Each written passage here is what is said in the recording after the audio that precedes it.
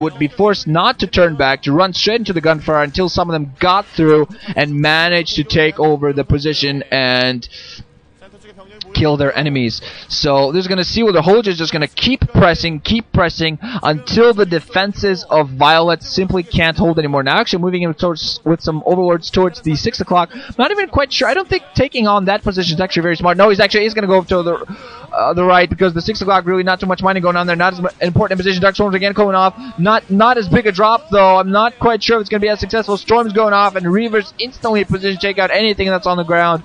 Again, I don't think HoGiL was very successful. That has some Scourge there in position trying to take out some of these shadows. Gotta be careful. Scourge actually gonna fly towards this. It's like, oh, okay, still gonna get pushed back though. Those cannons in range, and those shadows gonna just fly outside. Not gonna do too much. Some Scourge not getting caught by a storm. Using a storm to try to take out some Scourge. I gotta say though, the armies of both players now looking a little bit smaller. Violet's initial huge army not as huge anymore. He's really used a lot of resources simply on base defenses and of course those Reavers, and he just can't. The problem that he has is that he can't use those Reavers as an offensive action. He can't use those to take out enemies because he has to use them as a defensive unit, and as soon as he tries to use it as an offensive unit, HoGiL instantly has a drop coming in and instantly has to pull back. So HoGiL's doing a good job of keeping Violet off his feet. Now going to lose another 2 Ultralisks due to a Maelstrom. Darkstorm did go off, try to keep them alive, but that's not going to matter. Archons and Reavers in position. Okay, Defiler catches a decent number of Zealots, a couple Archons, which is of course used to. Also catches some Dark Templars though, which, if I remember correctly, actually makes them visible. So that also really helps out. Pardon me there, guys. This is turning out to be a really long, really exciting game. Now I just gotta say, Violet desperately still mining pretty there at the low right. His only mining base at this point. HoGiL still has the middle. I think the 12 o'clock is mostly mined out, but still probably has a little bit. And the upper left still has some mining. And the middle is, of course, mining up because, as I said before, it doesn't have that many minerals or that much gas. But it is a double. Basically means you go there, you mine it, you mine a lot. You get a lot of resources from it, but you mine it out rather quickly. It's not going to last you a full game. It's resources that you get right now, but, you know, they won't come through for you later. Observers is moving into that position. There is a spore colony there, though, so it's not going to be able to push that too far. Just basically to go in to spot how much mining it is that there was there. Spot the lurker positionings and just overall going to try to go for a break, perhaps. Honestly, don't think Violet wants to risk going in for a full frontal ground break. I think that would be fairly risky for him. Okay, 12 o'clock is pretty much mined out. Upper left still mining. You could, you know, if you count the fact that each in the middle you got like a lot of mining, 2 extractors as well as 2 lines of minerals or mineral patches. Even though they're not as many, you still got kind of 2 bases inside of the middle. So you could say that he's mining from 2.5 to 3 bases. HoGiL, that is. Well, Violet still has just 1 fully mining base. Guardians again on the field, gonna start attacking from a distance, but Storm going off, gonna take out 1 Guardian. That's actually the danger, of course, for Guardians. Even more Guardians being morphed in, though. Guardians have to micro out of the way of those Hite Templar, because Hite Templar, of course, range the Guardians with their storms. Again, another storm going up. Guardian almost gets caught. On the upside, a Guardian get caught by cannons. HoGiL not doing a very good job of microing, of course, being busy all over the place, macroing, trying to get a decent army up. I honestly don't think he should be wasting resources on Guardians. It's not been really too successful with them. It hasn't really shown any very good Guardian play, so he just stick maybe Mutalisks instead. Honestly, Mutalisks are a better idea. He's been doing a lot better with Mutalisks. Just try to catch rather than use those Mutalisks or avian forces to try to harass the low right. Simply use them. Okay, never mind harassing the army, but do some sort of harassment. Try to go for the supply line, perhaps, as he's done earlier in the game, that he managed to pick off a lot of High Templar that way, some Zealots. Continue doing some sort of harassment. I think HoGiL, honestly, just has been doing a wonderful harassment game, focused on the lower right, but I think he could also try to go for supply or production facilities. Now we're going to see the first-person view of Violet here as he storms some lurkers on the ground, just tries to not get caught by force. He has a very large Archon army mostly. His army earlier on used to be mostly composed of Dragoons. Now it's mostly Archons supported by some Zealots, High Templars, some Dark Templars, and observers, of course, and the Dark Archon, who really has helped him so much. Honestly, I believe he was one of the reasons that Violet is still in the game. Now we're going to see the first-person view of HoGiL, still using some of those middle ground, just trying to mark around. I'm going to see whether he actually tries to go for this. Now, still just morphing Guardians at this point. Stargate is still producing, so apparently more Corsairs now finally being built.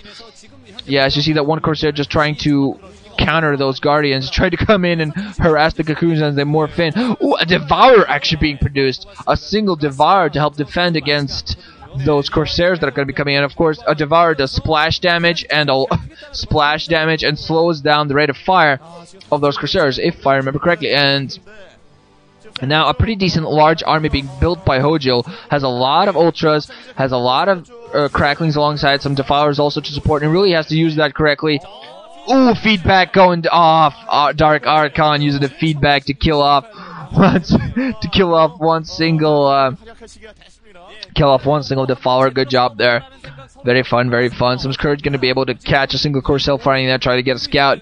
Still, both players just at this point playing more of a positioning game, because sometimes you get sort of a lull in the action when both players just trying to build up an army, trying to find an opening where they can take an advantage. HoGiL just at this point just trying to peter at the lower left, finding an opening in that position. He hasn't been too successful. He has taken it out once, I believe, but hasn't been overall too successful in continuously taking it out. I think if he manages to take it out one more time, Violet is gonna leave himself open. His production and mining is gonna stop temporarily for one short moment, and when it does, that's gonna be a chance for HoGiL to take this game. One Overlord then being taken out by a pretty decent number of Corsairs that have been built up. Let's look at the upgrades. Can't quite spot them too well. I think pretty much full upgrades, or at least close to full upgrades. 2-2. Those are definitely 2-2-2s. Everywhere, most likely. And HoGil's upgrades definitely has all of his ground forces fully upgraded at this point. There's no question. Zerglings try to upgrade their Ultras as high as possible, as quick as possible. Both players just grouping up so far. You get to see the first person views, both guys just going, hey, what should I do at this point? So, okay, the harassment at the lower right is not really the question anymore. Now it's just about building army and going for the last battle. And as Violet still has some mining at the lower right, but HoGiL still has more mining, still mining the upper right, still mining the middle, still building huge army. So it's all going to come down to, might even cut down rather to macro, a huge micro battle. So look at the huge number of Ultras. I think also very important is positioning. Both players trying to take a position. You really want to take the high ground here if at all possible. I'm not seeing a lot of lurkers. I think now HoGiL mostly focusing on Ultras and those Zerglings. Still some random Reavers lying all over the place that are supposed to be defending. Honestly, I think some of those Reavers at this point can be used for other purposes because you can't really use them for defensive because, let's look at the example, the base at the 6 o'clock position has 0 mining at this point, so you having Reavers there when you can use them for an offensive purpose is worthless. Now, I think at this point Violet really should think about maybe going for some Reaver harassment. Maybe not the middle. The middle is very heavily protected, but the middle harassment at the upper left, which is I think still mining a little bit, could be very good. Now the lower right has completely stopped mining for Violet, so Violet now at this point is completely mined out, has no mining whatsoever, just has this huge army, huge Archon army alongside a lot of Reavers to support, so a lot of splash damage to be done. Also a Dark Archon that really has been critical. Now HoGiL really just has to know what's happening all the time. There are also some observers, very important. He has to keep those observers alive. Having a PPP going off by the referee. So there's going to be a PPP, as you can tell, both guys not knowing what to do. A referee calling for a PPP. Both of the guys just sitting there at a stalemate.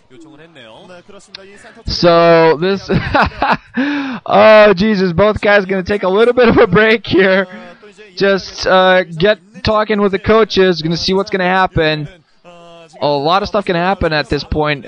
Both guys could decide to go for full an attack, but at this point it's just, it's win or lose for both guys. So a PPP, just a bit of a rest.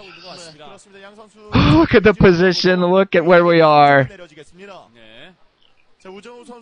Figure out what it is that we want to do. So yeah, this just entails me rambling on. So it's just going to be, referee is going to go around, talk to the players, talk to the coaches. We're going to see, and we'll see what the players decide to do. I think in this kind of position, sometimes you might even restart the game over. Restart the game over from the beginning because they've played to an absolute stalemate at this point. HoGiL still has some mining in the game. But when the ref calls a PPP, you gotta say a lot of stuff. So yeah, okay, it is gonna restart. The game is actually going to continue. Referee called 5, 4, 3, 2, 1, and I'm not sure what's gonna happen. I think it's gonna be some sort of just ref went on, talked to both players whether they wanted to restart because the players seem to be at a complete stalemate, not really doing too much, or whether they're gonna go for a break. So I think both players came to a concession. The game's continuing, as you can see. Not really sure too much what the conversation was about, but very interesting to see a game go so long into it. Just completely mining out and just so exciting, and going into a PPP is going to be awesome. So both players just maneuvering, and this one's going to come down to one huge-ass battle. Some Guardians down in the field showing some Archons from a distance. One gets Storm, going to get caught there by Archons. That's going to be goodbye. Some more Guardians from a distance trying to just shell a little bit of those Archons. Forces now very close to each other, just like freaking just waiting.